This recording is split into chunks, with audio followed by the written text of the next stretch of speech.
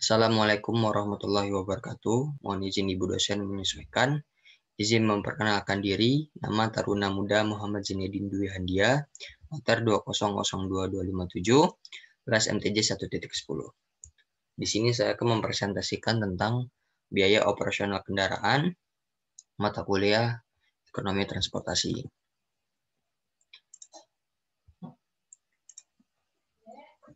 Di biaya operasional kendaraan ini terdapat dua jenis biaya, yaitu biaya tetap dan biaya tidak tetap. Biaya tetap ini memiliki beberapa komponen, salah satunya itu penyusutan kendaraan. Pengertian penyusutan dapat diartikan sebagai pengalokasian harga suatu aktiva tetap selama masa kegunaannya dengan metode tertentu.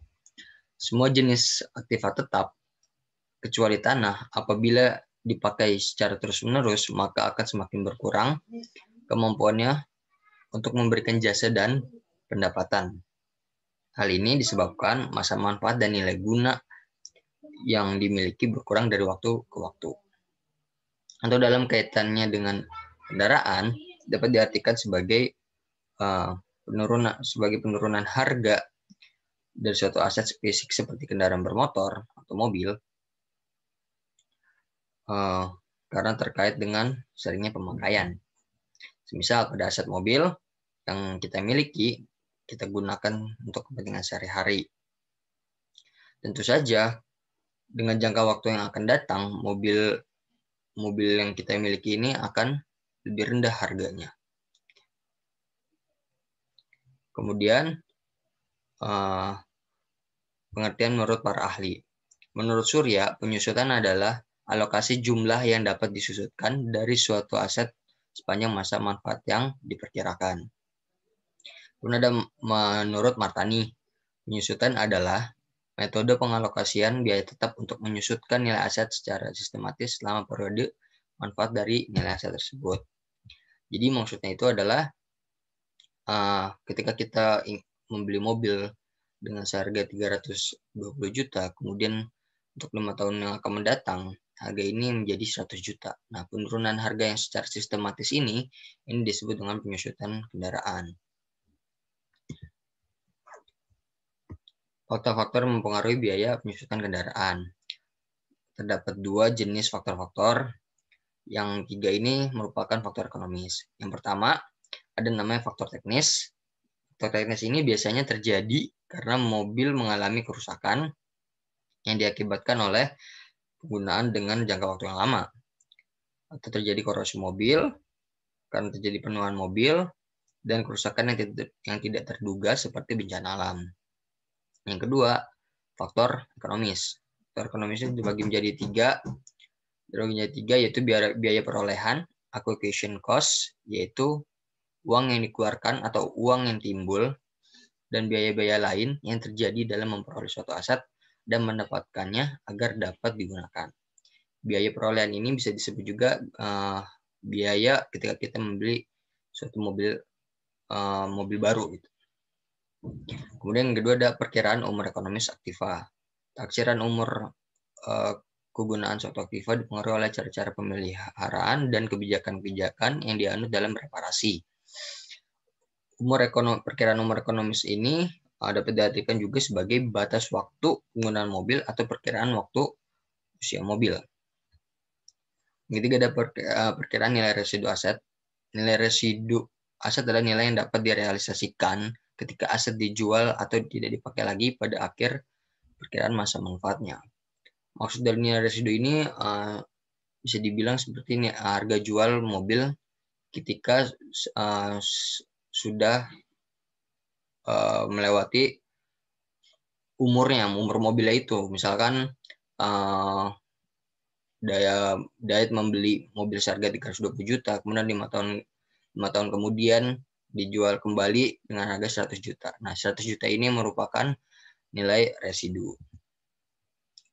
Cara menghitung dan contoh. Menggunakan metode garis lurus. Dengan rumusnya, biaya perolehan dikurang nilai residu dibagi umur ekonomis. Contohnya, Dayat membeli mobil Toyota Avanza dengan seharga 320 juta dan ditaksir memiliki umur ekonomis hingga 5 tahun, mobil ini diperkirakan bisa dijual saat penaksiran penggunanya nanti dengan seharga 100 juta. Hitunglah biaya penyusutan dari mobil tersebut. Kita bisa lihat biaya perolehan ini yang dimaksud adalah biaya ketika membeli mobilnya, yaitu seharga 320 juta. Kemudian nilai residu itu yang 100 juta. Itu nilai yang setelah masa umur ekonomisnya gitu. Kemudian ekonomisnya yaitu 5 tahun. Kita masukkan angka-angkanya ke dalam rumusnya. 320 juta dibagi 100 juta dikurang 100 juta dibagi 5 sama dengan 44 juta per tahunnya. Kemudian yang kedua saya membahas tentang biaya tidak tetap. Salah satu komponennya yaitu biaya pemakaian bahan bakar. Pengertian biaya pemakaian bahan bakar ialah biaya yang dikeluarkan untuk pembelian bahan bakar kendaraan yang digunakan untuk mengoperasikan kendaraan dan tergantung dari jarak tempuh yang dilakukan untuk setiap liter bahan bakar yang digunakan. Ada faktor-faktor yang mempengaruhi biaya pemakaian bahan bakar. Yang pertama, ukuran kendaraan atau jenis kendaraan. Rata-rata pemakaian BBM meningkat hampir sebanding dengan berat kendaraan. Yang kedua ada cuaca dan ketinggian.